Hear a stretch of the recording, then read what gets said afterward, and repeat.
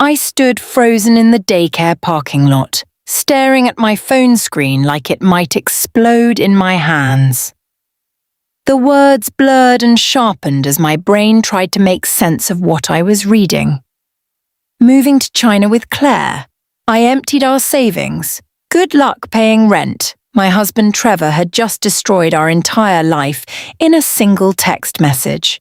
Through the window, I could see our 4-year-old daughter Penny inside, laughing with another little girl as they built something with colourful blocks. Her pigtails bounced as she moved, completely unaware that her father had just abandoned her. My hands started shaking so badly I almost dropped the phone. 8 years of marriage. 8 years of supporting him through job changes, through his moods, through everything. And this was how it ended. A text message while I picked up our daughter from daycare. The phone buzzed again. Another message from Trevor. Don't bother calling. I'm already at the airport. You always held me back anyway. Claire believes in me. Something cold settled in my chest. Not sadness yet. That would come later. Right now, it was pure shock mixed with rising panic. Our savings. He said he emptied our savings. With trembling fingers, I opened our banking app. My stomach dropped straight through the ground. The account showed $247.18. Just yesterday, it had $42,000. Money we'd saved for years.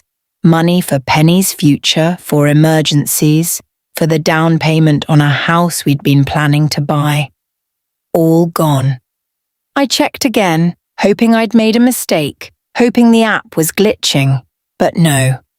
$247.18 was all that remained. Rent was due in 5 days. I had maybe $180 in my personal checking account from my last paycheck. I was a nurse. I made decent money, but not enough to cover everything Trevor's betrayal just dumped on me. How could he do this? How could he steal from his own daughter? Inside the daycare, Penny looked up and spotted me through the window. Her whole face lit up like I was the best thing in the world. She waved enthusiastically, her small hand opening and closing in that way little kids wave. I forced myself to wave back, forced my face into something that might look like a smile. My phone buzzed a third time.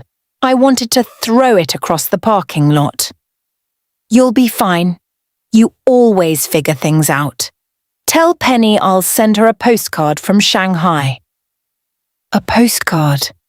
He was going to send his daughter a postcard after abandoning her and stealing her future. Something my mother-in-law Dorothy said 6 months ago suddenly crashed into my memory like a lightning bolt. We'd been sitting in the hospital cafeteria where I worked. Dorothy had been stirring her coffee for a long time without drinking it, clearly working up to something difficult. Amy, honey, she'd finally said, her weathered hands wrapped around the cup. I need to talk to you about something sensitive. I'd immediately tensed. Dorothy wasn't the type to create drama without reason. She was practical, smart, and fiercely protective of the people she loved. I saw something at Trevor's company party last week that worried me, she continued carefully. That woman, Claire, from his office. The way she was touching his arm, laughing at everything he said, and the way he was responding. I'd started to defend Trevor immediately. Oh, they're just co-workers, Dorothy. Trevor loves me. But Dorothy had held up her hand. Maybe you're right. Maybe I'm being a paranoid old woman. But Amy, I've seen this before. Years ago, before my husband got sick, a woman tried this exact thing with him. What are you suggesting? I'd asked, feeling defensive and uncomfortable. I'm suggesting we protect you and Penny regardless of what Trevor does or doesn't do."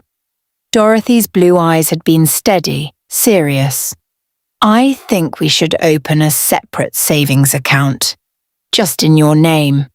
We transfer money there slowly, bit by bit, so Trevor doesn't notice. Think of it as insurance." I'd resisted at first. It felt like betraying Trevor, like expecting him to fail, but Dorothy had been persistent. "If I'm wrong, wonderful, you'll have extra savings and no one gets hurt. But if I'm right..." She trailed off, letting me imagine the worst. Finally, I'd agreed. It felt silly and paranoid, but Dorothy had lived longer than me and seen more of life's ugly sides. We opened an account at a completely different bank. Over 6 months, I'd transferred about $23,000 into it, half of everything we'd been saving. Trevor never noticed. He barely looked at our bank statements. Standing in that parking lot, phone in hand, world crumbling around me, I realized Dorothy had just saved my life. Trevor had emptied our main savings account, but he had no idea about the secret one. He thought he'd left me with nothing. He'd bragged about it in his text, probably feeling powerful and in control. But I had $23,000 he didn't know existed. My hands were still shaking, but now it wasn't just from shock. It was from something else, something that felt like the beginning of rage. I took a deep breath and typed out a response to Trevor's cruel messages. "Thanks for letting me know." That's all I sent. Short, calm, giving nothing away. Let him think he'd won. Let him believe I was helpless and desperate. Inside the daycare, Penny had gone back to playing, secure in the knowledge that her mama was there to pick her up like always. I needed to call Dorothy right now. My mother-in-law answered on the first ring like she'd been waiting. "Amy!" Her voice was tense. "What's wrong?" My throat tightened. "You were right about everything." There was a pause. Then Dorothy's voice came back, harder than steel. "Tell me what happened." I explained it all. The texts, the empty account, Trevor at the airport, heading to China with Claire. When I finished, Dorothy was quiet for exactly 3 seconds. "Get Penny and come to my house right now," she said. Her voice had changed into something I'd never quite heard before. It reminded me of a general preparing for war. "Don't go home. Don't talk to anyone else. Just come straight here." "Dorothy, what are we going to do?" "We're going to fix this," she said simply. "Trevor thinks he's so clever stealing from his own family, but he forgot something important." "What's that?" "He forgot that I raised him. I know exactly how he thinks, and I've been preparing for this possibility since the day I saw that woman Claire look at my son like he was a meal ticket." Despite everything, despite the devastation of the last 10 minutes, I felt the smallest spark of hope. "I'll be there in 20 minutes, I said. "Drive carefully. And Amy." "Yes?" "We're going to make sure he regrets this decision for the rest of his life." Dorothy hung up, and I walked into the daycare to collect my daughter, forcing my face into a calm mask. "Mama!" Penny crashed into my legs with a hug. "Look what I made!" She held up a drawing of our family. Stick figures holding hands.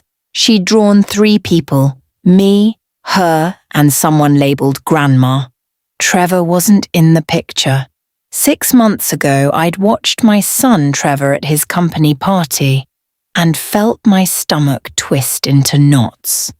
I'm Dorothy, and I've spent 68 years on this earth learning to trust my instincts. That night, Every single one of them was screaming danger. The party was at some fancy restaurant downtown. Amy couldn't make it because she was working a double shift at the hospital. So Trevor had asked me to come along. He didn't like attending work events alone. I should have known right then something was off. A married man shouldn't need his mother as a date to a party. I was standing near the appetizer table trying to figure out what exactly was on those little crackers. When I heard her laugh, it was too loud, too performed, like she was on a stage instead of at a casual work gathering. I looked up and saw her for the first time. Claire. She was younger than Trevor, maybe late 20s, wearing a red dress that looked expensive. But it wasn't her appearance that bothered me. It was the way she was standing next to my son, too close. Her hand rested on his arm while she laughed at something he'd said. Her fingers squeezed his biceps slightly, like she was testing the firmness of fruit at a grocery store. And Trevor? My son was eating it up like candy. His chest was puffed out. He had that stupid grin on his face that he used to get as a teenager when girls paid attention to him. He was leaning toward her, his body language completely open and receptive. I felt sick. I knew that look. I'd seen it before, years ago, on my own husband's face. My husband Gerald had been a good man, mostly, but about 30 years back, before he got sick, a woman from his office had tried something similar. Touching his arm, laughing too hard at his jokes, making him feel special and important. Gerald had been tempted. I saw it happening right in front of me. He started working late more often, mentioning her name in conversations, comparing me to her in subtle ways. I'd caught it early and shut it down hard, not by yelling or making scenes, but by being smarter. I'd shown up at his office unexpectedly, made friends with his co-workers, made it clear that I existed and wasn't going anywhere. The other woman had backed off when she realized Gerald wasn't an easy target after all. But watching Trevor with Claire, I realized my son didn't have the same strength his father had. Trevor had always been weak in certain ways. He needed constant validation, constant praise. He'd been like that since childhood. When he was 10, he'd had a teacher who criticized his artwork. Instead of trying harder, Trevor had simply quit art class altogether and told everyone art was stupid anyway. When he was 17, a girl had rejected him for prom. He'd moped for weeks, saying she'd made a huge mistake and would regret it. He never handled criticism well. He never handled being ordinary well. And right now, Claire was making him feel extraordinary. I watched them for another 20 minutes. Every time Trevor tried to step away, Claire found a reason to pull him back into conversation. She touched him constantly, his arm, his shoulder, once even brushing something imaginary off his jacket. My son was too foolish to see what was happening. He thought this beautiful younger woman genuinely found him fascinating. I knew better. Women like Claire didn't flirt with married men at work parties because they'd found true love. They did it because they wanted something: money, status, a green card, an escape from their own lives. Something. When Trevor finally came over to check on me, his face was flushed and happy. "Having fun, Mom?" he asked. "Oh, who's your friend in the red dress?" I kept my voice casual. "Oh, that's Claire. She just started in our department 3 months ago. She's really smart and she's been asking me for advice on all her projects. She says I'm the best mentor she's ever had." the best mentor she's ever had.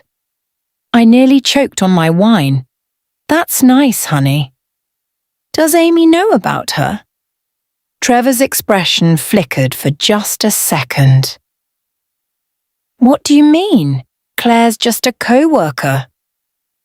Of course, I said smoothly. I just meant, does Amy know you have such a helpful new team member? I've probably mentioned her, Trevor said, but his eyes shifted away. That meant no, he definitely hadn't mentioned her. I went home that night and couldn't sleep. I kept seeing Claire's hand on my son's arm, kept seeing that stupid, proud expression on Trevor's face. Around 3 a.m, I got out of bed and made myself tea. I sat at my kitchen table and thought about what to do. I could talk to Trevor directly, but that would just make him defensive. He'd accuse me of not trusting him, of being paranoid, of treating him like a child. I could tell Amy, but she'd probably do the same thing, confront Trevor, and he'd deny everything because technically he hadn't done anything wrong yet. No, I needed to be smarter than that. I needed to protect Amy and Penny without relying on Trevor to make the right choices. The next morning, I called Amy and asked her to meet me for coffee at the hospital cafeteria during her lunch break. She arrived looking tired. Nursing shifts were brutal and she'd been working extra hours to help build up their savings faster. Meanwhile, my son was at work letting some woman hang all over him. I stirred my coffee for a long time, trying to find the right words. This was delicate. If I came on too strong, Amy would defend Trevor out of loyalty. Amy, honey, I finally started. I need to talk to you about something sensitive. She looked up, concerned. Is everything okay?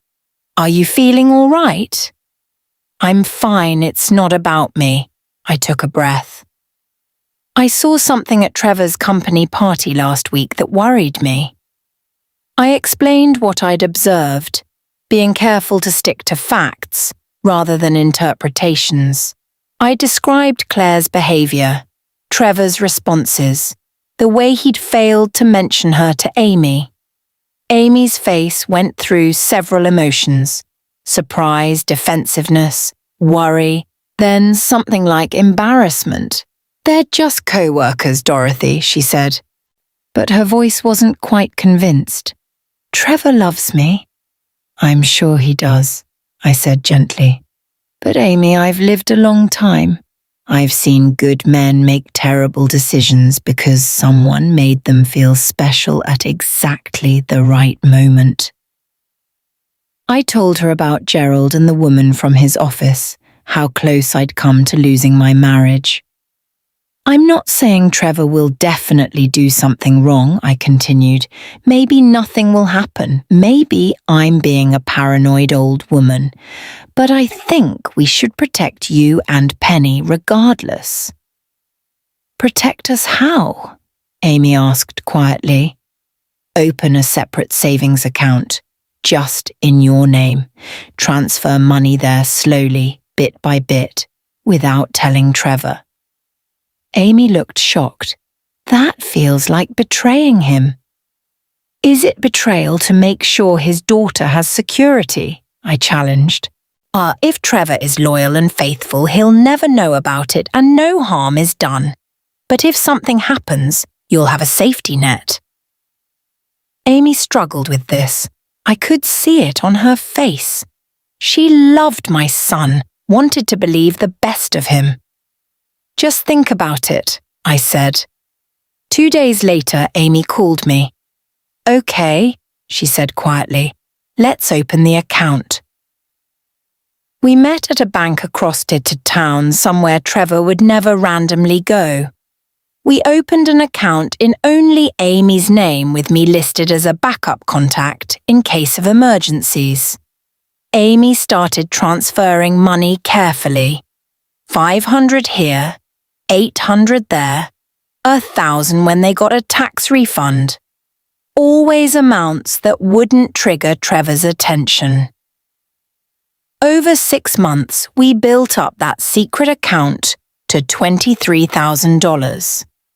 But I did something else too. Something I didn't tell Amy about because I didn't want to scare her. I called my old friend Patricia, who worked at the bank where Trevor and Amy kept their main savings account. Patricia and I went back 40 years to when we both worked at an accounting firm downtown. "Patricia, I need a favour," I'd said over lunch one day. "And you can say no if it makes you uncomfortable." "What kind of favour?" Patricia had asked, eyebrows raised. "My son has an account at your bank. I'm worried he might do something stupid with the money. If there's ever a large transaction, any big withdrawal or transfer, can you call me?" Patricia had studied my face. "Dorothy, you know I could get in trouble for that." "I know.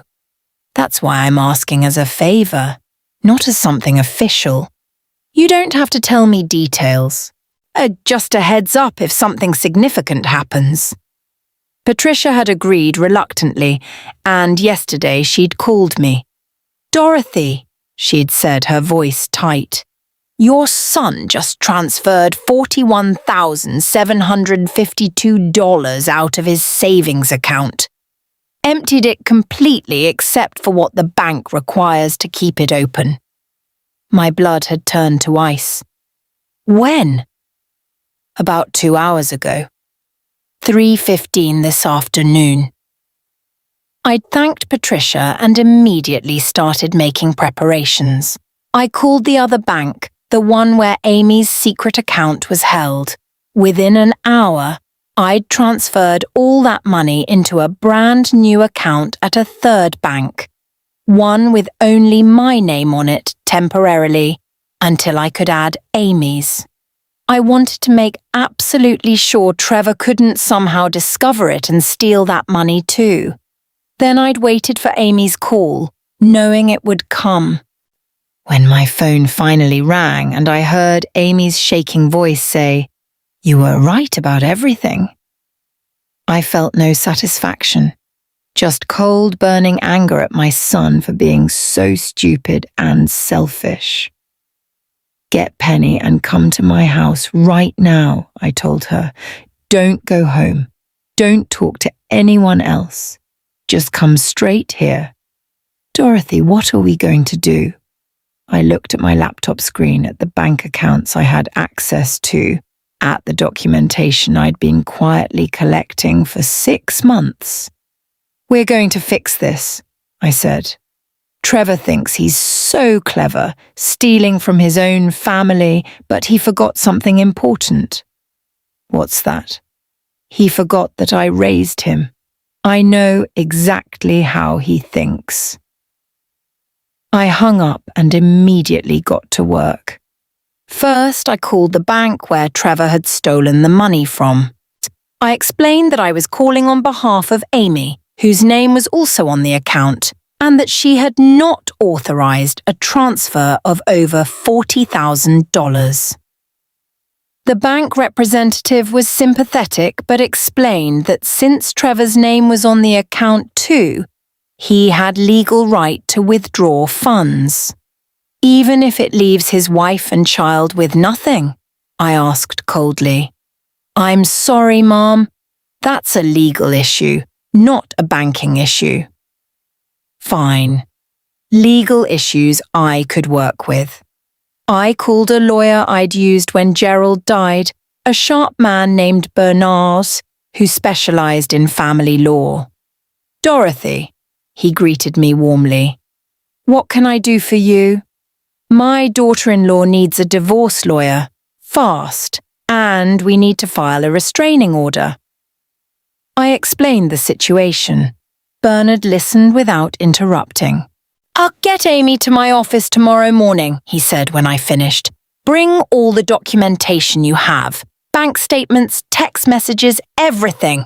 We'll be there," I promised. Then I did something I probably shouldn't have, but I didn't care. I called Trevor's credit card companies and reported the cards as potentially stolen.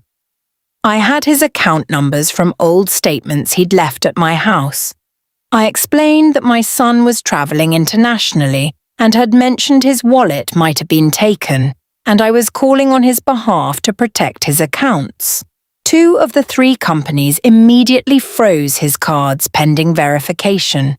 By the time I was done, Trevor would land in China with almost no money and no access to credit. Amy and Penny arrived at my house 45 minutes after my phone call.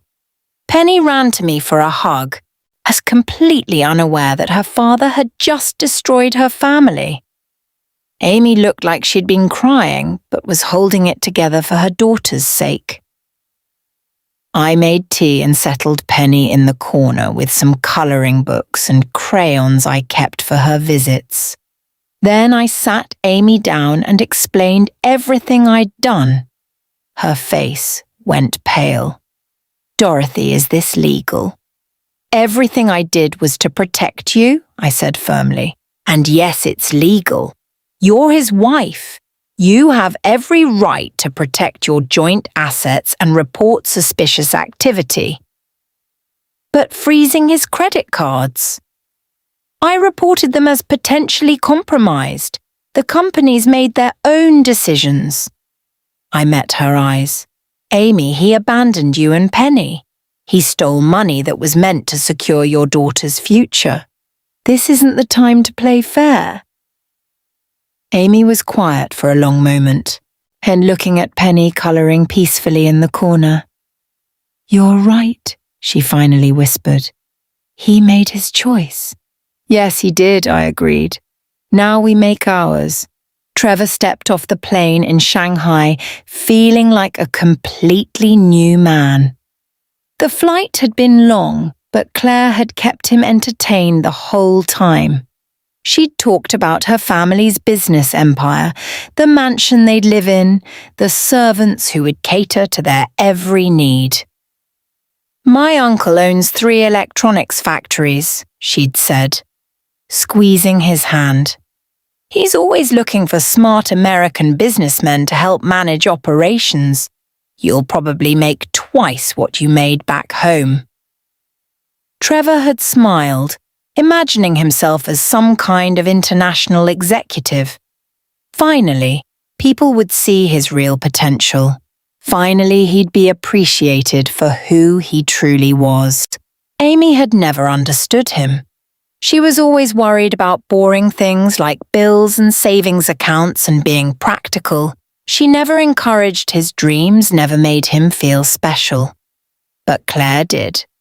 Claire told him he was brilliant, that he was wasted in his old job, that he deserved so much more. Don't you feel guilty? She had asked during the flight. About your daughter? Trevor had shifted uncomfortably. He did feel a small twist in his chest when he thought about Penny, but Claire had convinced him this was actually good for everyone. Penny will be fine, he'd said, repeating what Claire had told him. Kids are resilient, and when we're established here, maybe she can come visit. Amy was holding me back from providing a really amazing life for my family. Claire had smiled and kissed his cheek. Exactly. You're thinking long-term. That's what smart men do. Now walking through the massive Shanghai airport, Trevor felt energized despite the exhaustion. Everything was in Chinese characters he couldn't read. People rushed past, speaking a language he didn't understand. But it felt exciting, like an adventure. Let me just check our account balance, Trevor said as they approached the exit. I need to see how much cash we should convert to yuan. Claire was checking her phone, texting someone rapidly in Chinese. She said absently. Trevor spotted an ATM near the baggage claim area. His heart was racing with excitement.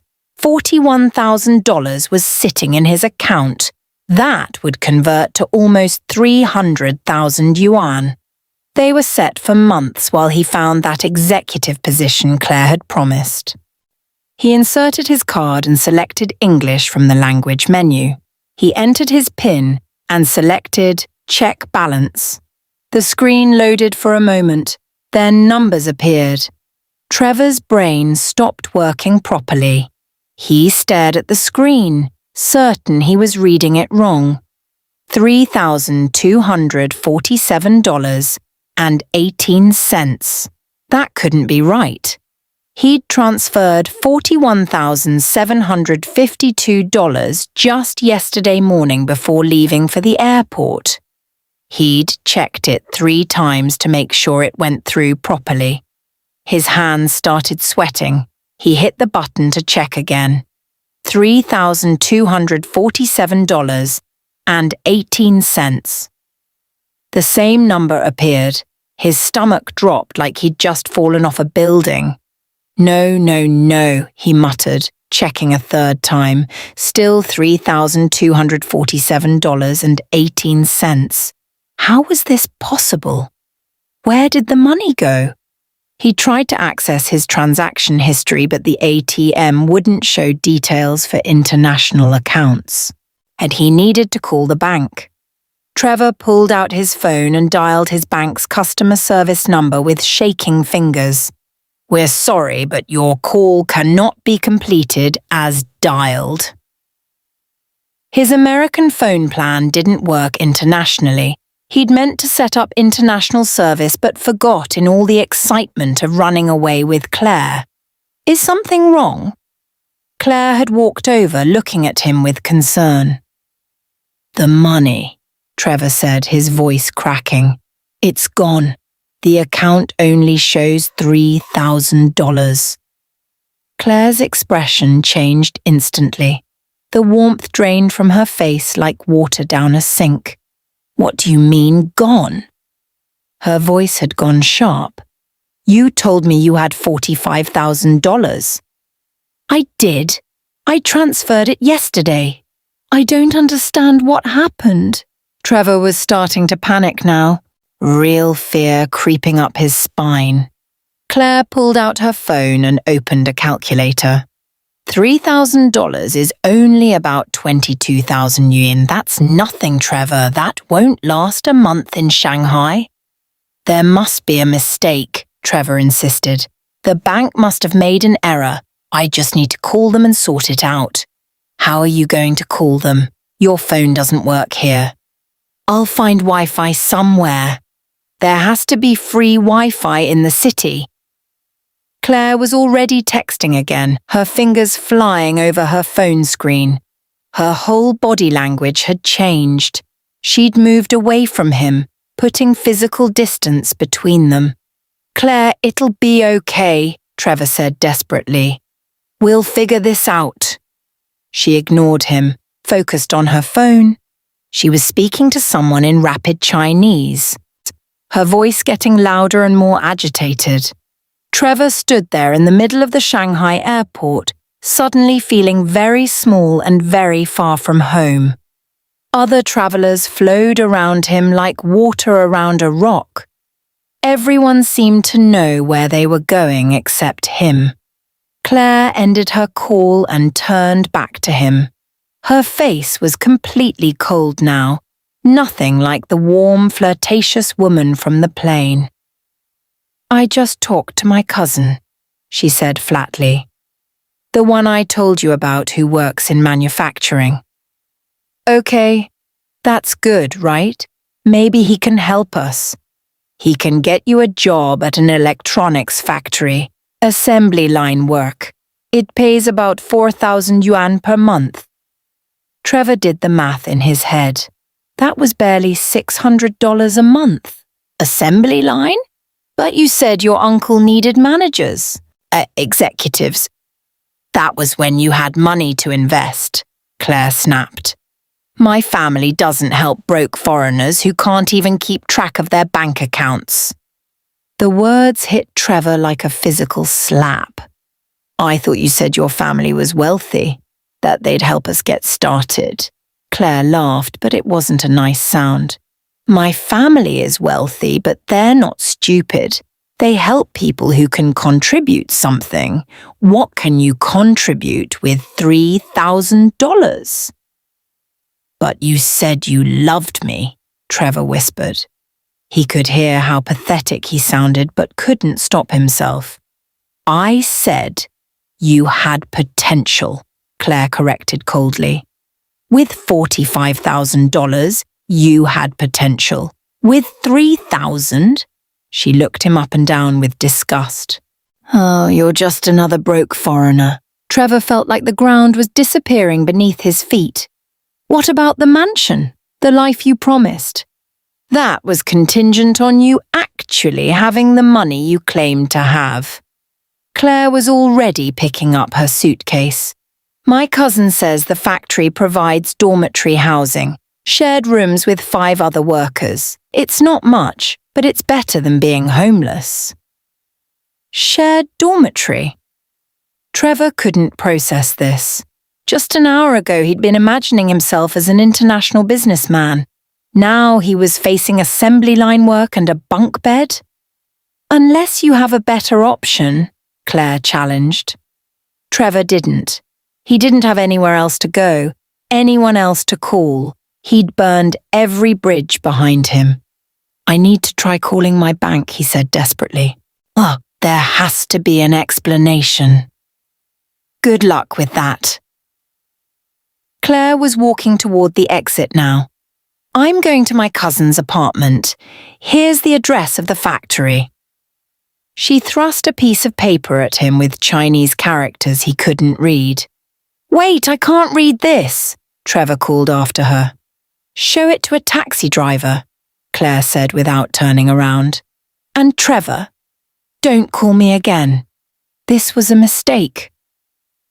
She disappeared into the crowd of travellers, leaving Trevor standing alone with his suitcase and his shattered dreams. He looked at the paper in his hand, at the incomprehensible characters. He looked at his phone that didn't work. He thought about his ATM card that showed $3,247 instead of the fortune he'd counted on. For the first time since this whole thing started, Trevor thought about Penny. He pictured her little face, the way she'd run to him yelling, "Papa!" when he came home from work. The way she'd insisted he read her 3 bedtime stories every night, always 3, never 2 or 4. What had he done? He tried to call Amy, but of course the call wouldn't go through. He tried to send a text, but it failed to deliver. Trevor found a bench and sat down heavily. Around him, the airport bustled with life, families reuniting, business people striding purposefully, couples embracing. He was completely alone in a country where he didn't speak the language, with barely any money, no job lined up except factory work, and no Claire. The woman who'd convinced him to abandon his family to steal his daughter's future had just walked away the moment he stopped being useful to her. Trevor pulled out his wallet and found the one photo he'd brought with him. It was from Penny's 3rd birthday party. She was covered in chocolate cake, grinning at the camera. Amy stood behind her, laughing. They'd been happy then. When had he stopped being happy with that life? His phone buzzed. For a moment, his heart leaped. Maybe it was Amy, maybe somehow a message got through. But it was just a notification from his credit card company. His card had been declined when he'd tried to buy a water bottle from a vending machine earlier. He tried his other credit card at the same machine. Also declined. Trevor checked his banking app even though he knew what it would say. Still $3,247.18. But now he noticed something else. His credit cards showed as temporarily restricted. Please contact customer service. Everything was falling apart. He had no working phone plan, frozen credit cards, a nearly empty bank account, and he was sitting alone in a Shanghai airport with nowhere to go except a factory dormitory. Trevor opened his email app, hoping it might work over the airport Wi-Fi he'd finally connected to. He typed out a desperate message to Amy. "Amy, please, something's wrong with our account. The money is gone. I don't understand what happened. Please call me. Please, I made a mistake. I'm so sorry. I love you. I love Penny. Please respond." He hit send and waited, staring at his phone like it might magically produce Amy's forgiveness. An hour passed. He sent another email, then another. Finally, a response came through. "Hey." But it wasn't from Amy's personal email. It was from an address he didn't recognize. The subject line read, "Legal notification." Trevor's hands shook as he opened it. It was from a law firm. Bernard and Associates, family law specialists. His eyes skimmed over the formal language, trying to make sense of the legal terminology. Certain words jumped out at him like they were written in fire. Divorce petition, full custody, child support, restraining order, abandonment, theft of marital assets. Amy was divorcing him. She was taking Penny. She was getting a restraining order to keep him away from both of them. And according to the email, she was filing a police report for theft since he'd emptied their joint account without her permission. Trevor read it 3 times, each time hoping he'd misunderstood. But there was no misunderstanding. The message was crystal clear. Amy was done with him. He'd lost his wife, his daughter, and possibly his freedom if the theft charges went anywhere. He tried calling her again. Forgetting his phone still didn't work. The call failed. He typed out another email, this one, begging and pleading, promising he'd come home, promising he'd fix everything, promising he'd be better. He sent it and waited. No response came. Trevor looked at the paper Claire had given him with the factory address. He looked at his pathetic bank balance. He looked at the photo of Penny covered in birthday cake. And for the first time in his entire life, Trevor understood what it meant to have no way out. He'd made his choices. He'd betrayed everyone who loved him.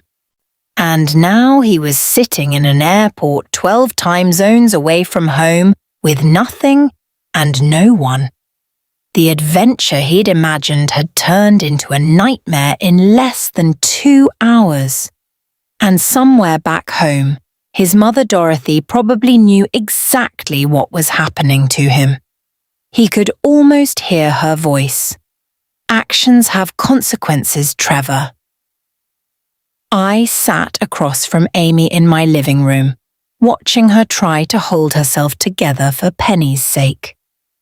My granddaughter was happily colouring in the corner, humming a little song she'd learned at daycare, completely unaware that her world had just been torn apart. Amy's hands trembled as she held her teacup. She hadn't taken a single sip. "Dorothy, I still can't believe this is happening," she whispered. "Part of me keeps thinking he'll call and say it was all a joke, a cruel joke." "It's not a joke, honey," I said gently but firmly. "Trevor made his choice. Now we make ours." I opened my laptop and pulled up the bank accounts. Amy leaned forward to look at the screen, her eyes still red from crying. "This is the account we opened 6 months ago," I explained, pointing to the first screen. "The one Trevor doesn't know about.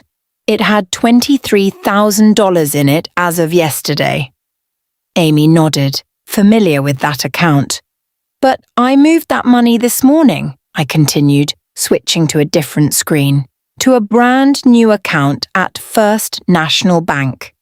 Only my name is on it right now, but we'll add yours this afternoon." "Why did you move it?" Amy asked. Because Trevor is desperate right now. Desperate people do desperate things. If he somehow found out about the secret account, he might try to claim he had a right to it as your husband. This way, the money is completely protected until the divorce is final. Amy's face crumpled slightly at the word divorce, but she nodded. There's more, I said. I pulled up my call log. Yesterday afternoon, my friend Patricia from Trevor's bank called me. She told me he'd transferred $41,752 out of your joint account. You knew before I did. Amy looked surprised. I'd asked Patricia to alert me if any large transactions happened. I wanted to be prepared. I met Amy's eyes. Within 2 hours of that transfer, I'd already moved your protected savings and started making other arrangements. What kind of arrangements? I took a breath. This was the part Amy might not like, but she needed to understand the full picture.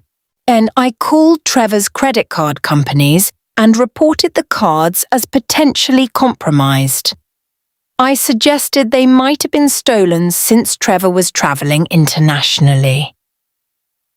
Amy's eyes widened. Dorothy, is that legal?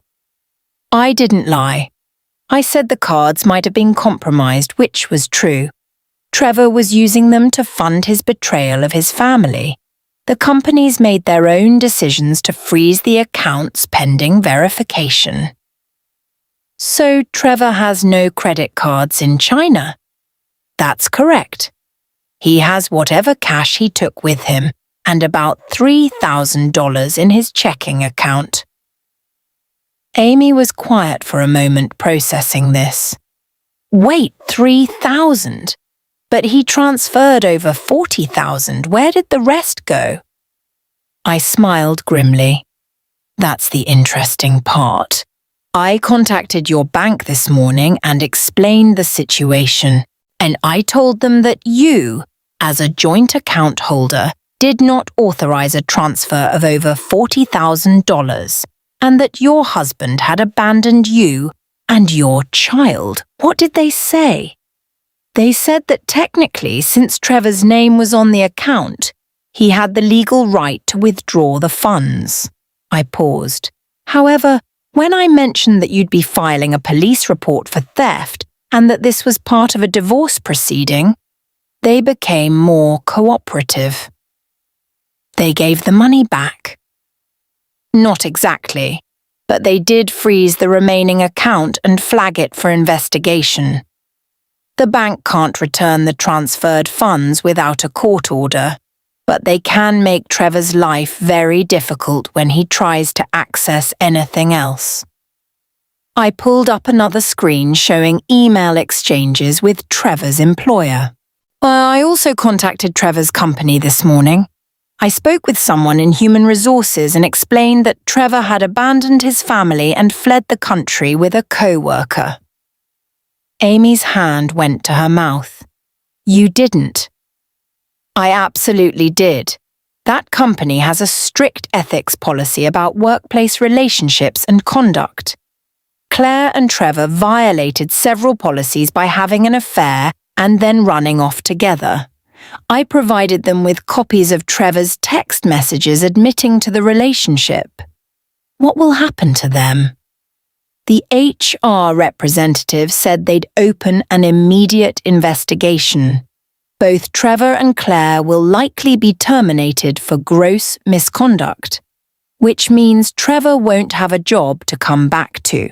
And any severance or remaining pay will be held pending the investigation. Amy stared at me like she was seeing me for the first time. Dorothy, I had no idea you could be so ruthless, I supplied. Amy, my son abandoned his 4-year-old daughter and stole money meant to secure her future. This isn't about revenge, this is about protecting you and Penny. Penny looked up from her colouring at the sound of her name. Grandma, look! I drawed a butterfly. I smiled warmly at her. It's beautiful, sweetheart. Use lots of colours. She went back to her art, satisfied. I turned back to Amy. There's someone we need to see this afternoon. A lawyer named Mr. Bernard. He's expecting us at 2:00. I can't afford a lawyer, Dorothy. Not with everything that's happened. You're not paying for him. I am. I held up my hand as Amy started to protest. Trevor is my son, and I raised him better than this. His failure is partly my responsibility. Let me help fix it. Tears welled up in Amy's eyes. I don't know what to say. Say you'll fight for yourself and Penny. Say you won't let Trevor get away with this. I will, Amy whispered. I promise. I pulled out a folder I'd been preparing all morning. Inside were printed copies of everything we'd need. Trevor's text messages admitting he'd emptied the account and was moving to China with Claire. Bank statements showing the transfer. Documentation of the joint account. Records of my conversations with the bank. Photos of Trevor and Claire together at the company party that I'd gotten from a co-worker's social media. Mr. Bernard will need all of this, I explained. The more documentation we have, the stronger your case. Amy looked through the papers, her expression hardening with each page. You've been collecting evidence this whole time. Since the night of that company party.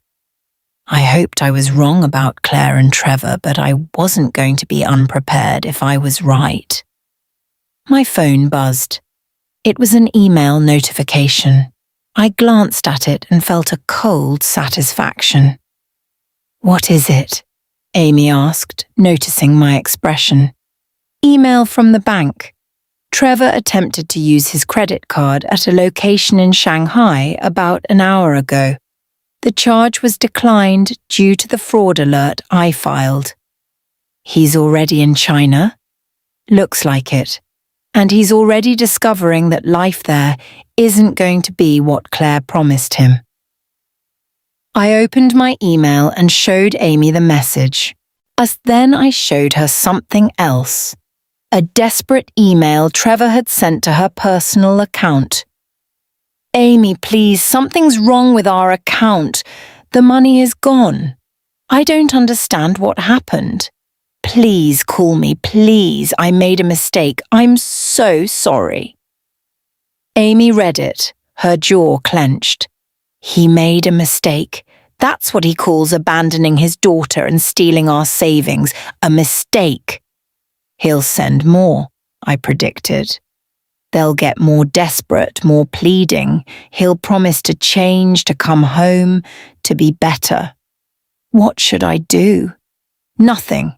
Let Mr. Bernard handle all communication from now on. Trevor needs to understand that he doesn't get to sweet-talk his way out of this. Amy nodded slowly. I could see her spine straightening, her resolve hardening. The scared and betrayed woman from this morning was transforming into someone stronger.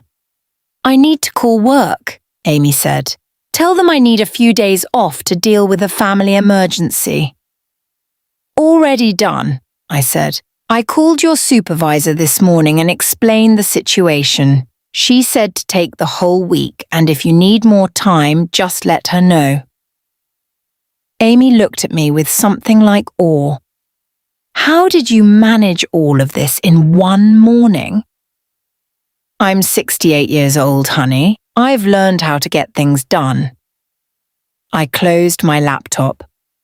Now we need to talk about practical matters. Where are you and Penny going to live? Our apartment, I guess. I can probably cover rent with my next paycheck if I'm careful. Or, I said carefully, you could both move in here. At least temporarily. This house has 3 bedrooms. Penny loves the backyard. And it would save you the rent money while we sort everything out. Dorothy, we couldn't impose. You're not imposing. You're family. And right now, family needs to stick together. I looked at Penny, still contentedly colouring. Besides, I'd love to have my granddaughter around more often. Amy was crying again, but these were different tears. Thank you for everything. I don't know what I would have done without you. You would have figured it out, I said honestly. You're stronger than you know. But you don't have to figure it out alone. We sat in comfortable silence for a moment, both of us thinking about what came next. Dorothy, Amy said quietly, can I ask you something? Anything. Are you angry at Trevor? He's your son. I considered the question carefully. Was I angry? Yes. Was I disappointed? Absolutely. Was I heartbroken that the boy I'd raised had turned into a man who could abandon his own child? I love my son, I said finally, but I don't like him very much right now, and love doesn't mean protecting someone from the consequences of their choices. Trevor is a grown man who made a grown man's decision. Now he faces grown man consequences. What if he comes back? What if he shows up and tries to see Penny? That's why we're filing a restraining order this afternoon, and why we're going for full custody with no visitation rights until Trevor can prove he's stable and trustworthy. Will a judge really grant that? With the evidence we have? Trevor abandoning his family, stealing marital assets, fleeing the country? Yes, I believe a judge will grant it. My phone buzzed again. Another email from Trevor. This one even more desperate. Amy, I'm begging you, please respond. I don't know what's happening. My cards aren't working. The money is gone. Claire left me. I'm alone in Shanghai with nowhere to go. Please, I need help. I need you. I showed it to Amy. She read it and handed the phone back. He needs me, she said flatly. Where was that need when he was texting me from the airport that I always held him back? Exactly. Should I respond? I opened a new email and typed out a message, then showed it to Amy for approval. All communication regarding our marriage must go through my attorney, Bernard and Associates. Do not contact me directly again. Amy read it and nodded. Send it. I hit send and watched the message disappear into cyberspace, carrying our answer across 12 time zones to where Trevor sat in his failure. Grandma, I'm hungry, Penny announced from her corner. Let's make lunch, I said, standing up. How about grilled cheese sandwiches? With tomato soup? Penny asked hopefully. With tomato soup, I confirmed. As I walked to the kitchen with my granddaughter chattering beside me, Amy sat on the couch looking at her phone. I knew she was thinking about Trevor, about their marriage, about all the plans they'd made together. But she was also thinking about Penny, about protecting her, about building a new life. And that's exactly what we were going to do. Trevor had made his choice. Now we'd made ours. Trevor sat in a dumpy noodle shop near the Shanghai airport, his laptop open in front of him, desperately trying to connect to the free Wi-Fi. It had been 3 hours since Claire abandoned him.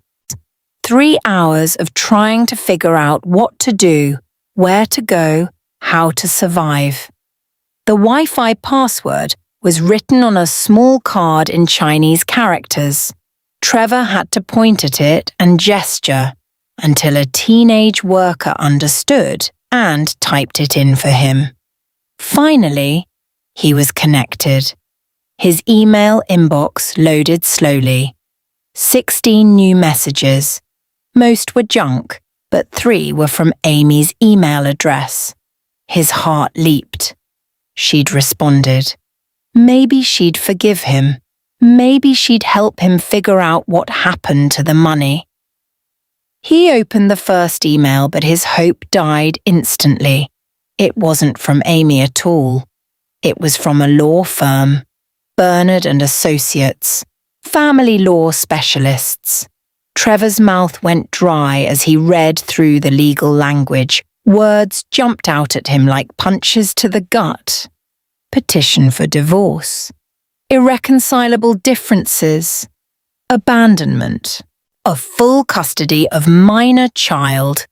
Restraining order. Theft of marital assets. They were divorcing him. Amy was taking Penny away. He wouldn't be allowed near either of them. And they were calling what he did theft? No, Trevor muttered, scrolling frantically through the document. It was our joint account. I had every right, but even as he said it, he knew how bad it looked. He'd emptied their savings and fled the country with another woman. Any judge would side with Amy. He opened the second email. This one was shorter, colder. All communication regarding our marriage must go through my attorney, Bernard and Associates. Do not contact me directly again. Amy. Trevor felt like he'd been slapped. Amy had never spoken to him like that. Even when they fought, she was always warm, always willing to talk things through. This wasn't the Amy he knew. This was someone harder, someone done with him. The third email made his blood run cold.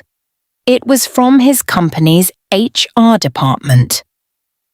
Dear Mr. Trevor Harrison, it has come to our attention that you have engaged in an inappropriate workplace relationship with co-worker Claire Chen and have abandoned your work responsibilities without proper notice. An investigation has been opened regarding violations of company ethics policies. Your employment is suspended pending the outcome of this investigation. Any remaining salary and benefits are frozen until this matter is resolved. Please contact HR immediately to discuss this situation. Trevor's hands shook as he read it twice more. Someone had reported him and Claire. Someone had told his company everything. He knew exactly who that someone was. His mother. Dorothy had done this. She'd somehow figured out what happened and had systematically destroyed everything he had left. The money disappearing from his account, his credit cards being frozen, the lawyer, his job being suspended. All of it had his mother's fingerprints all over it. Trevor wanted to scream. He wanted to throw his laptop across the noodle shop. But he couldn't afford to replace it, and he knew it. He typed out an email to Amy, his fingers flying across the keyboard. Amy, please listen to me. I know I messed up. I know I hurt you, but please, you have to tell me what happened to our money. I transferred it to my account and now it's gone. Someone took it. Was it you? Was it my mother? I'm stuck in Shanghai with almost nothing. Claire lied to me about everything. Her family won't help. I don't have anywhere to go. Please, I'm begging you. I made a terrible mistake. I want to come home. I want to see Penny. Please don't take my daughter away from me. I love her. I love you, please. He hit send and waited, staring at the screen like Amy might respond instantly. Nothing. He sent another email. Amy, I'm serious. I need help. I can't get home without money. My cards aren't working. Something's wrong with all my accounts. If you took the money, I understand why. I deserved it. But please, just send me enough to buy a plane ticket home. I'll fix everything. I promise I'll be a better husband, a better father. Just please help me. Still nothing. Trevor tried calling her using an internet calling app, but the call wouldn't connect. He tried calling his mother. Same thing. He tried calling his company's HR department, but it was the middle of the night back home. No one would be in the office for hours. Trevor put his head in his hands.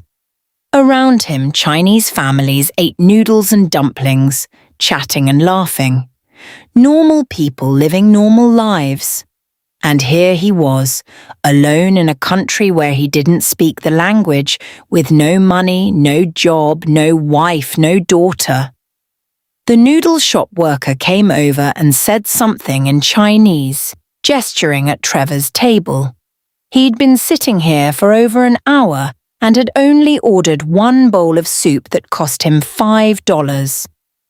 "I'm sorry, I don't understand," Trevor said helplessly. The worker pointed at his bowl, then at the door. The message was clear. Eat and leave or order more food. Trevor pulled out his wallet. He had about $60 in cash, American money, and he had no idea how to convert it or where to go to do that. He held up a $20 bill.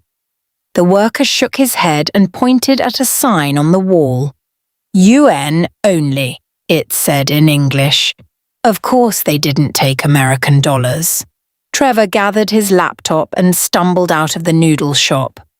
Outside, Shanghai stretched in every direction, a massive city of 24 million people where he knew exactly no one. The piece of paper Claire had given him was still in his pocket. The factory address written in Chinese characters he couldn't read. He showed it to a taxi driver, but when the driver quoted him a price in yuan, Trevor realized he couldn't even pay for the ride.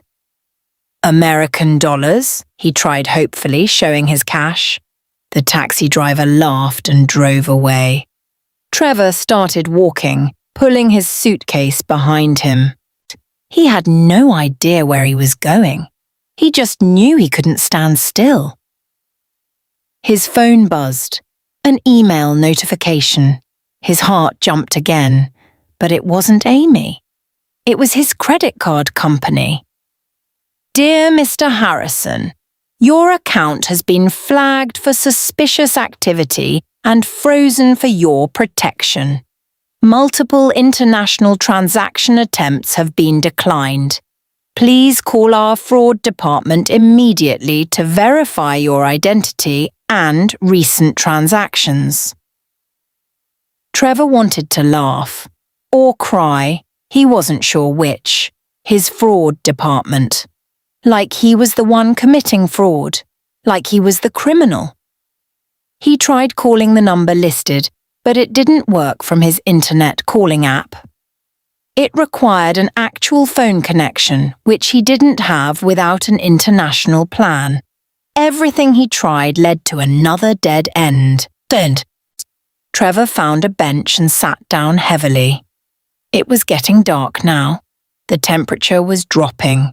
He was wearing jeans and a light jacket, not enough for a chilly Shanghai evening. He opened his laptop again and searched for cheap hostels Shanghai. The results showed places for $15 to $30 a night. He could afford maybe 2 weeks if he was extremely careful with his cash. And then what? He found a hostel that looked tolerable and started walking toward it using his phone's GPS. It was 2 miles away. His suitcase had a broken wheel, so it dragged awkwardly on the sidewalk. People stared at him as he passed. A tall white guy struggling with luggage, clearly lost and out of place. By the time Trevor reached the hostel, his arm ached from pulling the suitcase and his feet hurt. The hostel was in a narrow building squeezed between 2 restaurants. The sign was in Chinese with small English letters underneath. Budget Sleep House. Inside, a young woman at the desk greeted him in Chinese. "English?" Trevor asked hopefully. "Small English," she said, holding her fingers close together. "I need a room, 1 bed.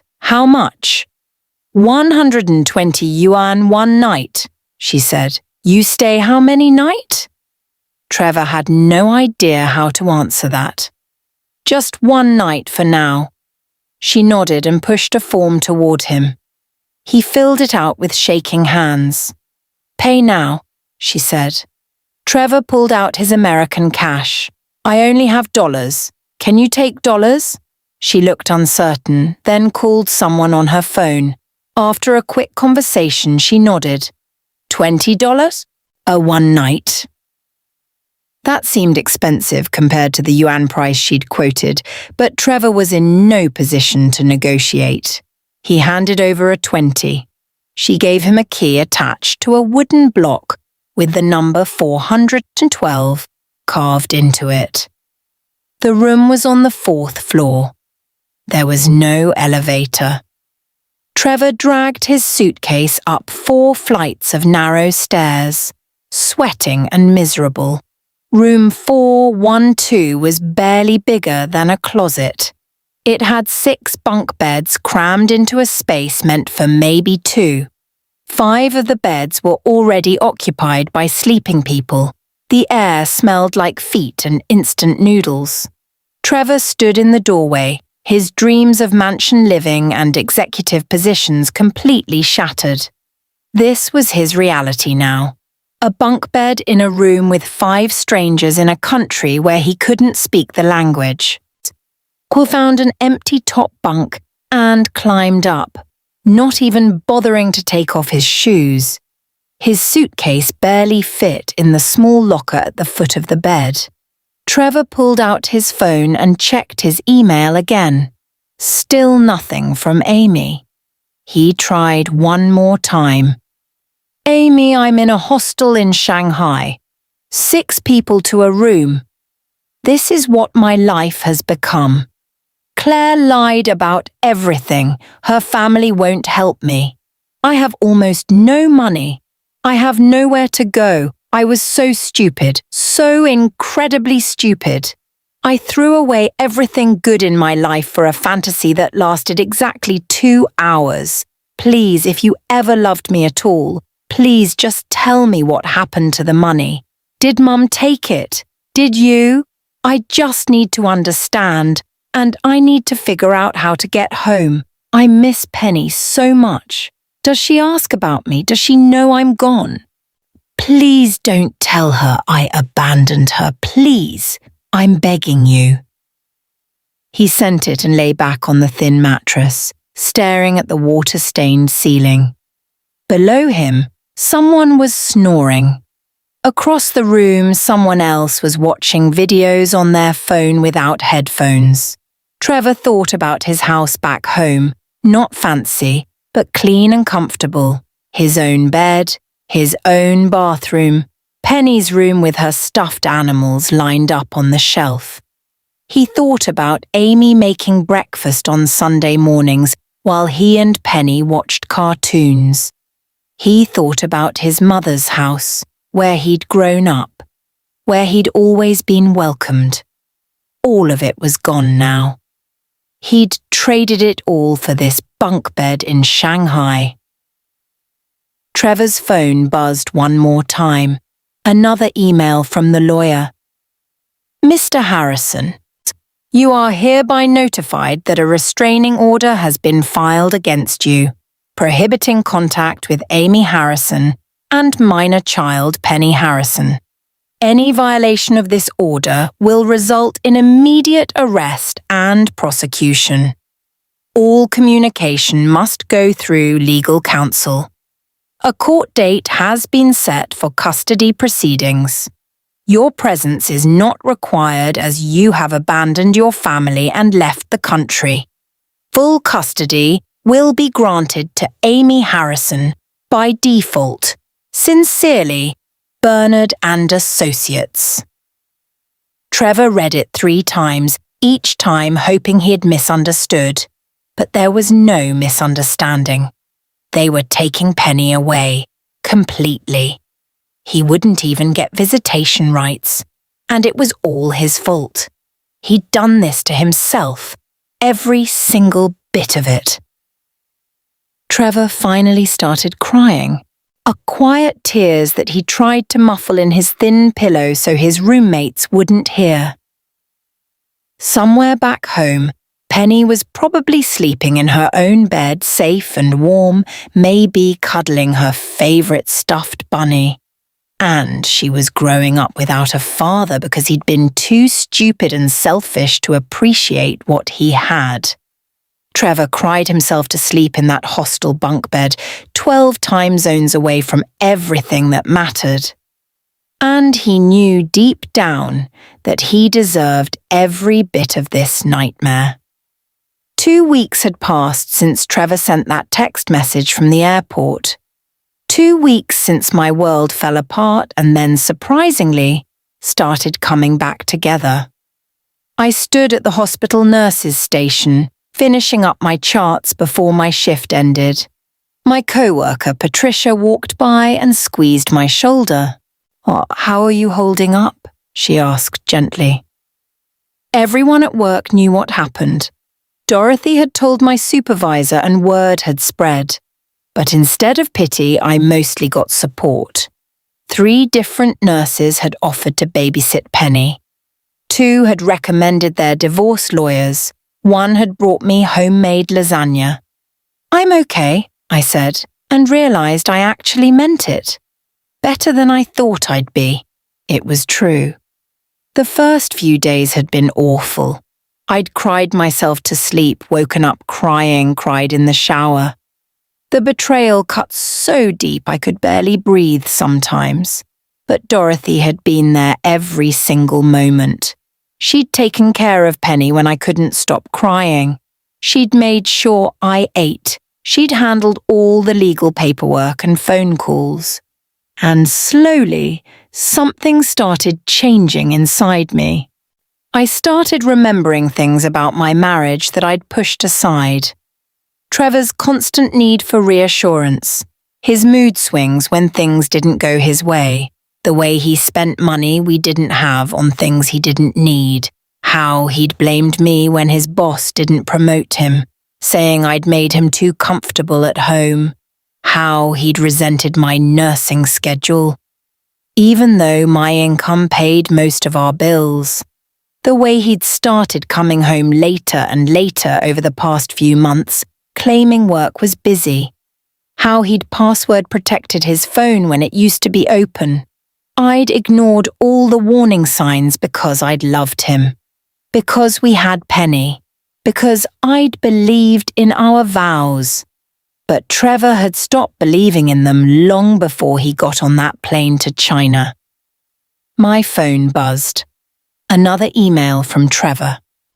He'd sent 47 emails over the past 2 weeks. I'd counted.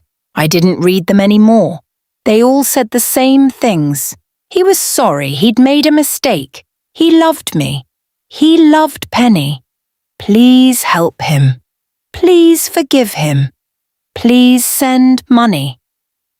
Mr. Bernard had told me not to respond, and I hadn't.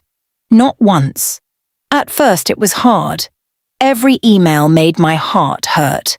But as the days passed and the emails got more desperate, more manipulative, I felt something shift. Trevor wasn't sorry for what he'd done. He was sorry he'd gotten caught. Sorry his plan hadn't worked out. Sorry he was stuck in China with no money and no Claire. If everything had gone the way he'd planned, if Claire's family had actually been wealthy, if he'd been living in a mansion in Shanghai, would he be sending these apologetic emails? No. He'd have forgotten about Penny and me completely. I deleted the email without reading it and clocked out of my shift. Dorothy was watching Penny at her house. We'd officially moved in 3 days ago. My landlord had been surprisingly understanding when I explained the situation and let me out of my lease early. Most of our stuff was now in Dorothy's guest room and garage. Penny loved having her own room at Grandma's house, especially because it had a window overlooking the backyard where squirrels played. I drove to Dorothy's house, feeling lighter than I had in months, maybe years. When I walked in, Penny ran to me with a drawing. "Mummy, look what I made." The drawing showed 3 stick figures labelled Mummy, me, and Grandma. We were standing in front of a house with a big sun overhead. No figure labelled Daddy.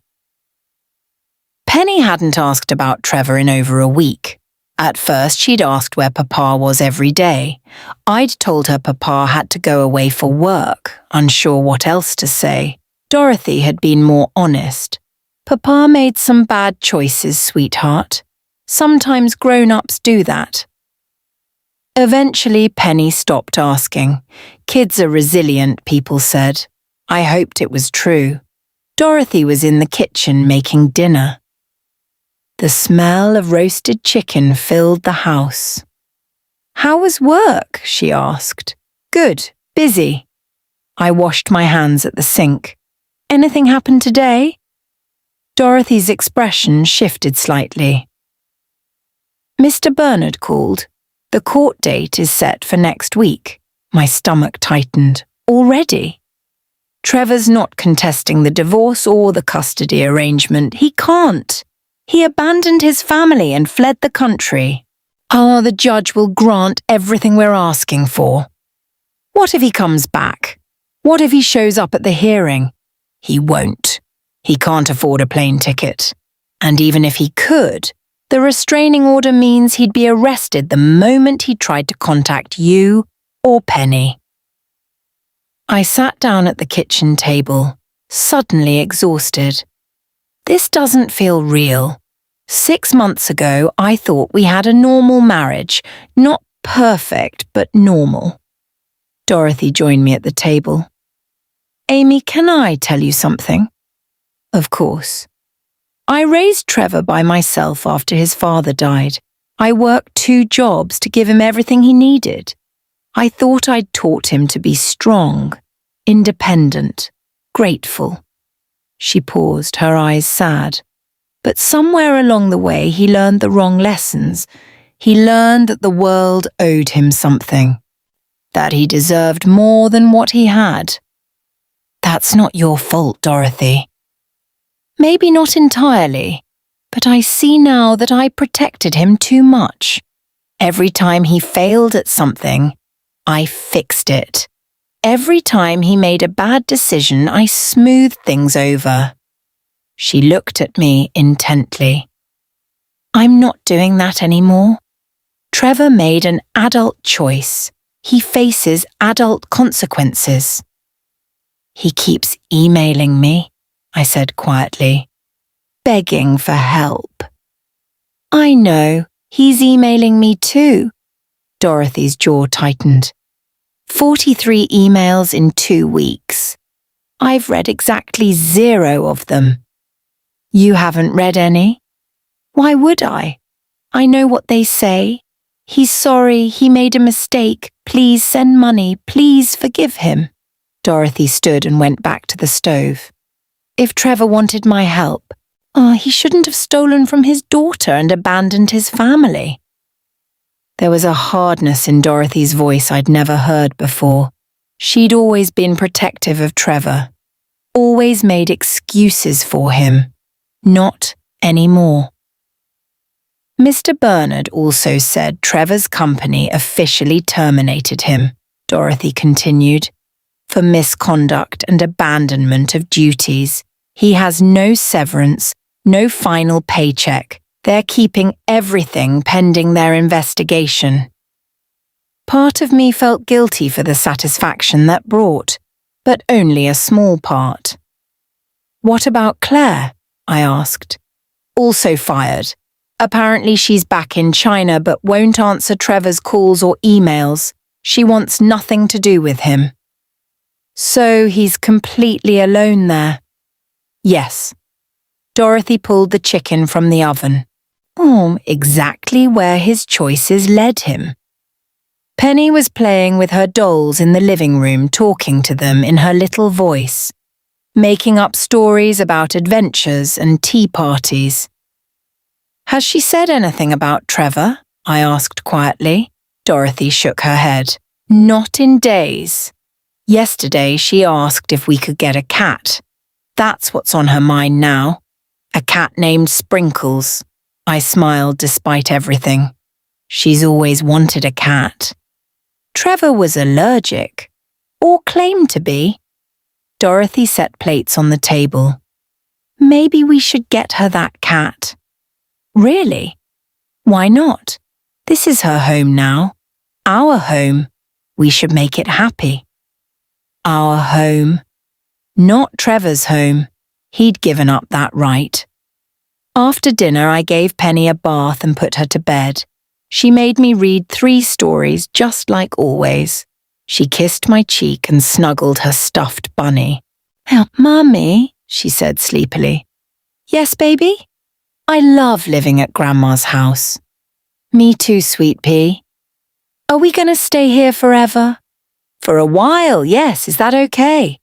Yeah, Grandma makes good cookies and she lets me help. Penny yawned. And we might get a cat named Sprinkles. I laughed softly. We might. Good night, Penny. Night, Mummy.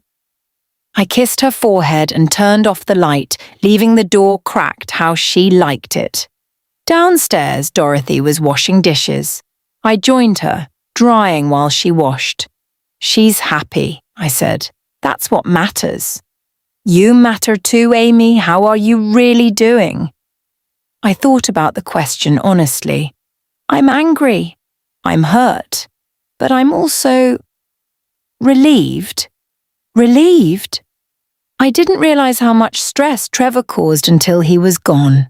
I don't have to worry about his moods anymore. Or whether he's spending money we don't have. Or if he's actually working late or doing something else. Dorothy nodded. A bad marriage is worse than no marriage. I keep thinking about all the signs I missed. Or ignored. Don't blame yourself for believing in your vows. Trevor's the one who broke them. My phone buzzed again. Another email from Trevor. This time I opened it just to see. Amy, I'm working at an electronics factory now. 12-hour shifts, 6 days a week. I make barely enough to cover the hostel and food. I share a room with 5 other people. I sleep on a bunk bed. This is my life now because I was stupid and selfish and threw away everything good. I know you won't respond. I know you hate me, but please tell Penny I love her. Tell her Papa made terrible mistakes, but I think about her every day. I don't expect forgiveness. I just want her to know she was loved, that she is loved. I'm so sorry, Amy, for everything. I read it twice, then showed it to Dorothy. She read it without expression, then handed the phone back. What do you feel when you read that? Sad. A little bit guilty. But mostly just empty, like it doesn't matter anymore. Because it doesn't, Dorothy said gently. Trevor had a family who loved him, a wife who supported him, a daughter who adored him, and he traded it all for a fantasy with a woman who abandoned him the second he stopped being useful. Should I respond? Tell him about Penny? Do you think Penny needs to know her father is suffering in China? That he's sorry? Will that help her? I thought about my daughter upstairs, sleeping peacefully with her stuffed bunny, happy, secure, not asking about Trevor anymore. No, I said, it won't help her at all. Then don't respond. Let Mr. Bernard handle everything from now on. I deleted the email and put my phone away. Dorothy finished the dishes and made us both tea. We sat in her living room, comfortable and quiet. Amy, I need to tell you something, Dorothy said after a while. What is it? The money from your secret account, plus what I've saved over the years. It's enough for a down payment on a house. I stared at her. Dorothy, I can't take your savings. You're not taking it. I'm investing it in my granddaughter's future and yours. She pulled out a folder I hadn't noticed. I've been looking at houses, 3 bedrooms, good school district, nice neighborhood. There's one I really like. Etty, I want you and Penny to go look at it with me this weekend. A house? But I can't afford a mortgage. The 3 of us can. If we live together, share expenses, we can afford it easily. You work days, I'm retired and can watch Penny. We're already doing it now. Why not make it permanent? I felt tears building. You'd really do that? Buy a house with me? Amy, you're the daughter I never had. Penny is my world. Why wouldn't I want to build a life with you both? The tears fell then, but they weren't sad tears. They were grateful tears. Hopeful tears. Okay, I whispered. Let's look at houses. Dorothy smiled and squeezed my hand. Trevor thought he was leaving you with nothing. Instead, he freed you to build something better. My phone buzzed one more time. Another email from Trevor. I didn't even look at it. Whatever he had to say didn't matter anymore. I was done looking backward. It was time to look forward. To the court date that would officially end my marriage. To the house Dorothy and I would look at this weekend. To the life Penny and I were building with the strongest woman I'd ever known. Trevor had made his choice. Now I'd made mine. 3 months later, I stood on the front porch of our new house, watching Penny chase Sprinkles the cat around the backyard. The cat was a fluffy orange tabby who'd stolen all our hearts the moment we saw her at the shelter. The house was perfect. 3 bedrooms, a big kitchen, a yard with an old oak tree perfect for climbing when Penny got older. Dorothy and I had closed on it last month, both our names on the deed. My bedroom was painted a soft blue. Penny's was lavender with white stars on the ceiling that glowed at night. Dorothy's room overlooked the garden she'd already started planning. This was home. Real home. Not the apartment I'd shared with Trevor where I'd always felt like I was walking on eggshells. The divorce had been finalized 2 weeks ago. I'd stood in that courtroom with Mr. Bernard beside me and Dorothy in the gallery behind me. Trevor hadn't shown up, hadn't even sent a lawyer. The judge had granted everything we asked for. Full custody of Penny. No visitation rights for Trevor until he could prove stability, which would require him to return to the country, maintain steady employment for at least a year, complete therapy, and pay 6 months of back child support. In other words, probably never. My phone sat on the porch railing. But Trevor still sent emails occasionally, though they'd slowed down. Maybe once a week now instead of daily. I'd read the last one, just yesterday. Amy, I've been in Shanghai for 3 months now. I work at the factory, live in the hostel, eat cheap noodles every day. I've lost 20 pounds, I barely sleep. Every day I wake up and remember what I threw away. I know you'll never forgive me. I don't deserve forgiveness. But I need you to know something. You were the best thing that ever happened to me. You and Penny both. I was too stupid to see it until I lost everything. I'm trying to save money to come home, but it'll take at least a year, maybe more. By then, Penny won't even remember me. Maybe that's better. Maybe she's better off without a father who abandoned her. I just wanted you to know I'm sorry. Every single day, I'm sorry. I hope you're happy, Amy. You deserve happiness. You deserved better than me. Trevor. I'd read it and felt nothing. No anger, no sadness, no satisfaction at his suffering, just emptiness where he used to be. Dorothy stepped out onto the porch with 2 glasses of lemonade. Penny's having the time of her life out there. She is, I agreed, taking the glass. Thank you. For everything. I don't say it enough. You don't need to say it at all. Dorothy sat in the rocking chair next to mine. This is what family does.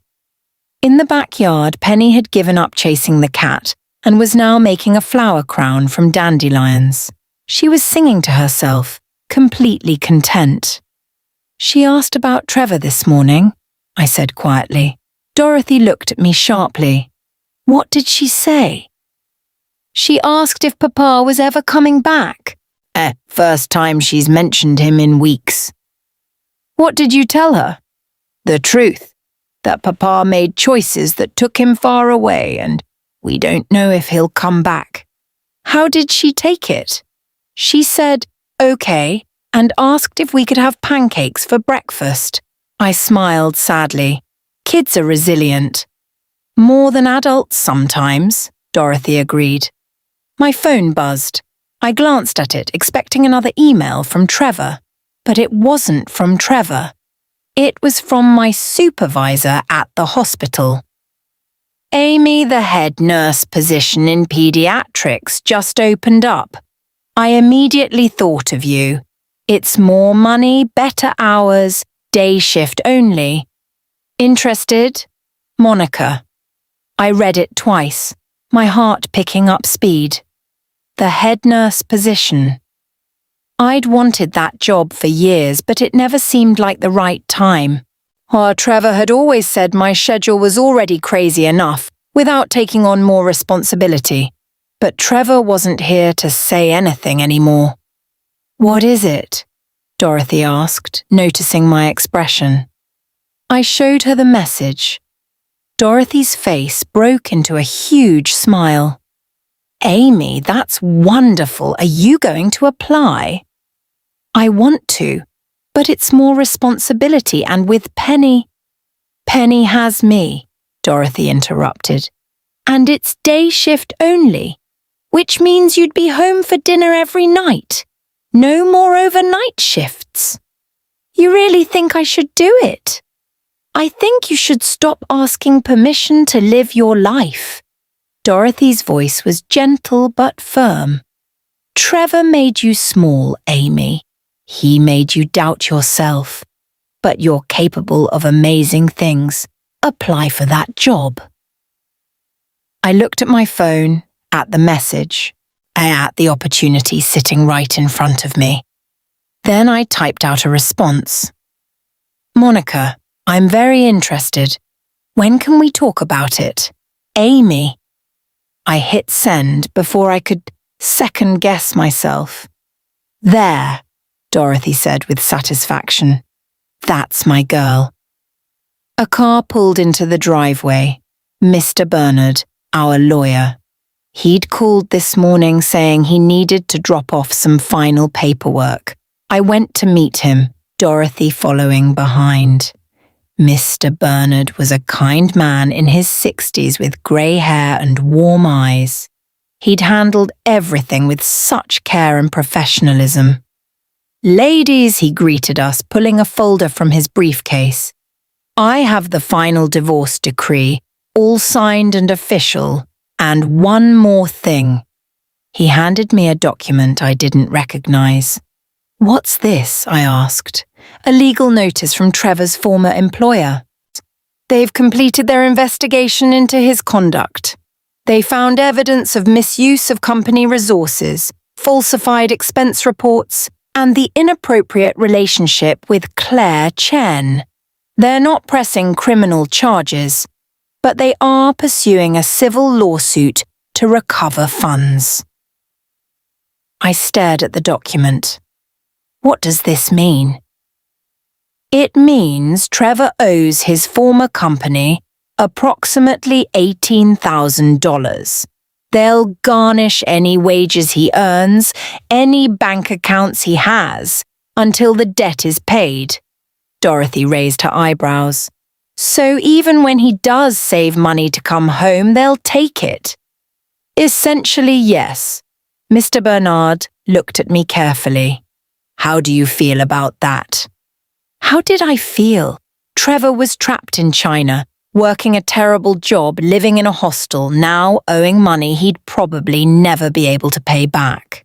I waited for guilt, for sympathy, for the urge to help him. It didn't come. I feel nothing, I said honestly. He made his choices. These are his consequences. Mr. Bernard nodded approvingly. Good. You've come a long way, Amy. When I first met you 3 months ago, you could barely say his name without crying. Now look at you. New house, new opportunities, raising a happy daughter. I had help, I said, glancing at Dorothy.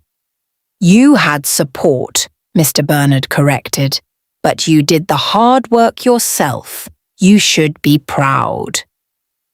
After he left, I stood in my new living room, looking around at the life we'd built.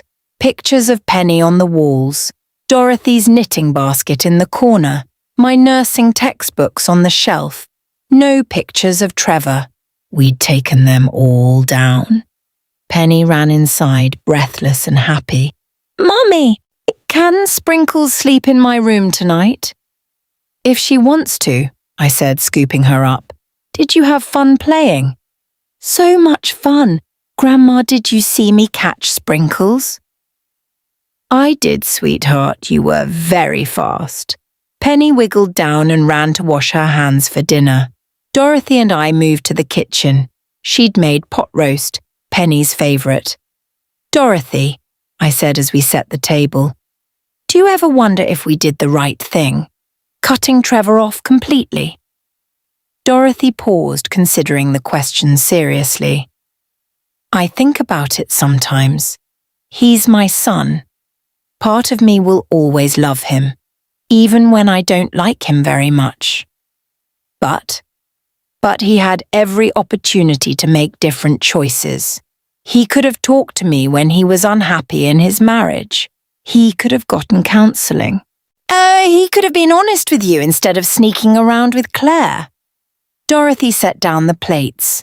Instead, he chose to abandon his 4-year-old daughter and steal money meant for her future.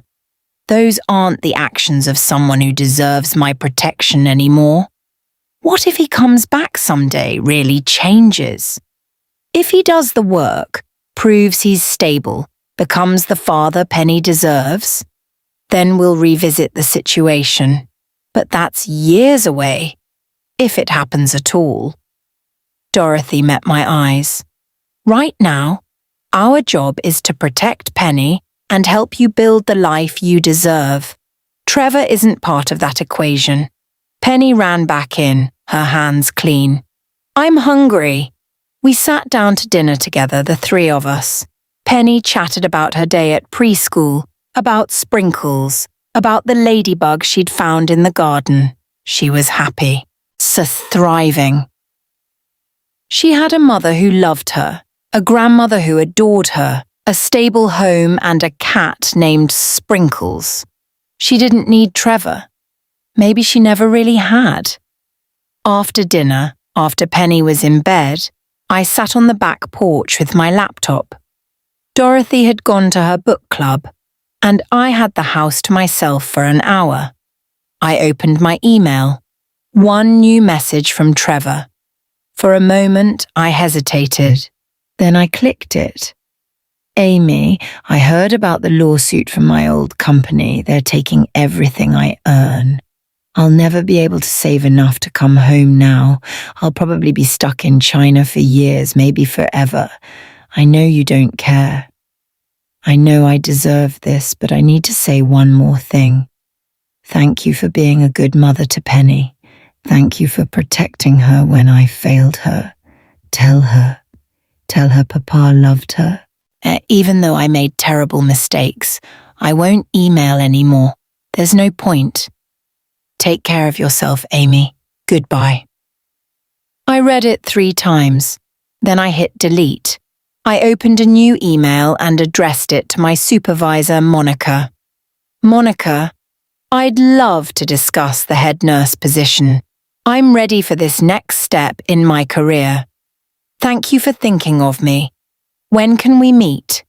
Amy. I sent it and closed my laptop. Trevor was my past. The job, this house, Penny, Dorothy, they were my future. The doorbell rang. I wasn't expecting anyone. When I opened it, I found a delivery person with a large box. Amy Harrison? He asked. That's me. He handed me the box and left. I carried it inside, curious. The return address was from my parents in Florida. I'd told them about the divorce, about everything. They'd been supportive but distant, as always. We'd never been particularly close. I opened the box and found a note on top. Amy, we're sorry we couldn't be there for you during this difficult time. We know we haven't been the most involved parents or grandparents. We'd like to change that. Here's a little something for Penny, and we'd love to come visit next month if that works for you. We're proud of how strong you've been. Love, Mum and Dad. Underneath the note was a beautiful wooden dollhouse, hand-painted and clearly expensive, and a check for $5,000. I sat down on the floor staring at the check. My parents had never been generous with money. They'd always said I needed to make my own way in life, but here they were reaching out, trying to help. Maybe good things did come from bad situations. I texted my mum. Got the package. Thank you so much. Penny will love the dollhouse. Please come visit next month. We have plenty of room. She responded immediately. We'll be there. We love you, sweetheart. When Dorothy got home from book club, I showed her everything. The email from Trevor, the package from my parents, the response from my supervisor about the job interview. Dorothy listened to it all, then pulled me into a hug. You see, she said, when you clear out the wrong people, you make room for the right ones.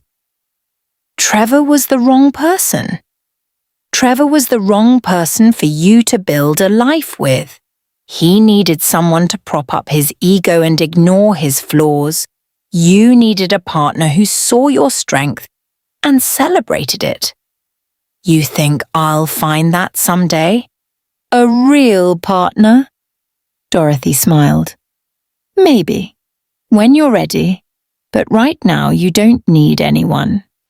You're doing just fine on your own. She was right.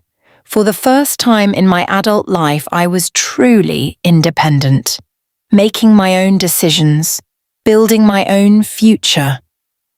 And it felt incredible. 6 months after that, I stood in the hospital conference room wearing my new head nurse uniform. My team sat around the table looking at me expectantly. Okay, everyone, I said confidently. Let's talk about the new patient protocols. I'd gotten the job. I was good at it. My team respected me. My schedule was perfect for Penny. Everything was falling into place. Trevor had emailed one more time 3 months ago, a short message saying he'd gotten a slightly better job teaching English at a language school. He was still in Shanghai, still struggling, still alone. I had read it and felt only distant pity, like I might feel for a stranger going through hard times. Then I deleted it and never heard from him again. Penny was 5 now. She barely remembered Trevor. When she thought about family, she thought about me and Dorothy and Sprinkles the cat. We were enough. We were everything. Dorothy had started dating someone, a widower from her book club named Walter. He was kind and funny and treated both Penny and me with respect. Life moved forward. It healed. It got better.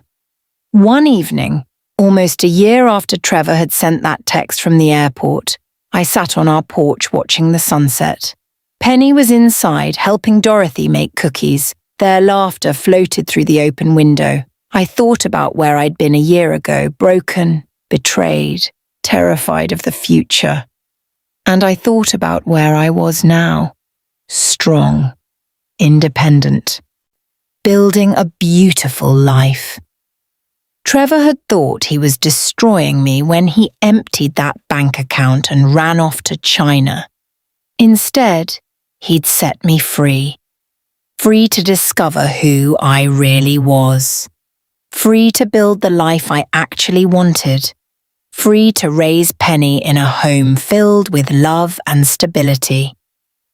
Sometimes the worst thing that happens to you turns out to be the best thing. Sometimes losing everything means you get the chance to rebuild exactly the way you want. Sometimes the people who hurt you the most end up giving you the greatest gift, the gift of finding out just how strong you really are. I pulled out my phone and opened my email one last time. No new messages from Trevor. Good. I deleted his email address from my contacts. Then I opened a new message to my parents confirming their visit next month. The past was gone. The future was bright, and I was ready for all of it. Thank you for reading this story. If this story touched your heart or inspired you in any way, I'd love to hear from you. Have you ever faced a betrayal that ended up leading you to something better? Have you discovered strength you didn't know you had? Share your story in the comments below. Don't forget to like, subscribe, and hit the notification bell so you never miss our next emotional journey. We share real stories about real people overcoming incredible challenges. Stay strong, stay hopeful, and I'll see you in the next story.